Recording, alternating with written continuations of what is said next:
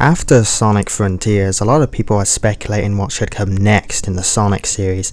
I've even seen this video about the possibility of a Sonic Adventure 3 after another solid 3D Sonic title has released, and I happen to mostly agree with this sentiment. Sonic Frontiers was a remarkable breath of fresh air for the series, with a new, unique playstyle, with actual solid characterizations for once, and probably the best written Sonic story thus far, even humanizing Dr. Eggman.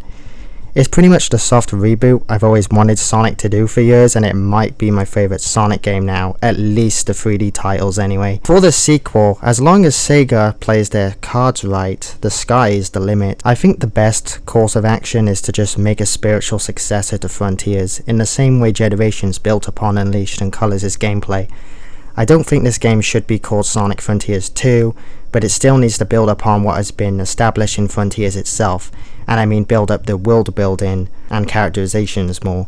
For starters, I'll talk about the gameplay for this sequel. The game definitely needs proper momentum based physics, and the open zone areas need to suit this playstyle more. Imagine really being able to do the sort of neat tricks you could do in the original trilogy, but in 3D with the skill set of Frontiers. I'd recommend bringing back the loops as well, and more natural ramps instead of just relying on boosters all the time. Have the player actually earn the speed. The cyberspace levels should definitely be replaced with proper stages.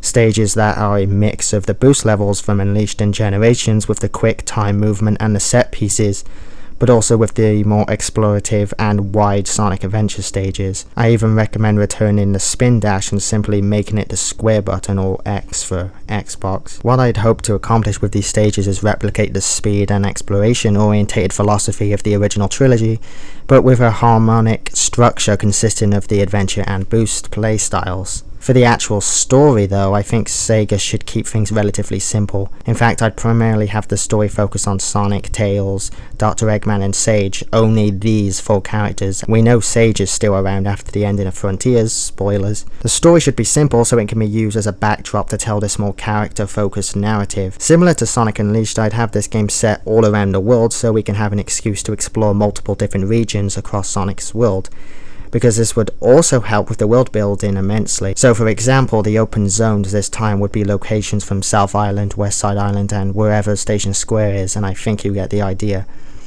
The story would simply follow Dr. Eggman up to his usual tricks of trying to find the 7 Chaos Emeralds, but this time it's a globe-trotting adventure. The best way I can describe this is, think of the story as having the same structure as Indiana Jones and the Last Crusade. It uses the same globe-trotting adventure story as Raiders as a blueprint to develop a new story focused on Indiana's relationship with his father. Junior? It is you, Junior! I want this game to follow and expand upon Sonic and Tails' friendship to the point throughout a majority of the game the two are together and we get to see all sides of their dynamic, but eventually Tails is separated from Sonic and has to prove himself. It's similar to Sonic Adventure admittedly, but Frontiers already built up to this as course correction. Then I'm wildly inconsistent. I think it would also be interesting if Sage begins to disobey Dr. Eggman due to the atrocities he is committing during the story, and because of the stuff he's done in the past.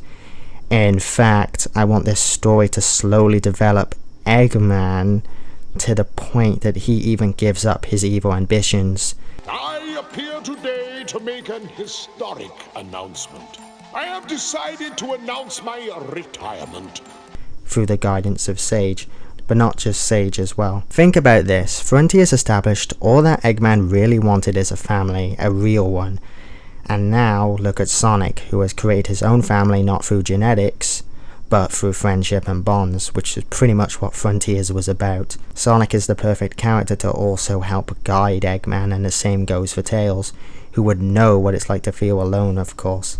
Yes, this change would have serious ramifications on future stories, but honestly I'd say, so what?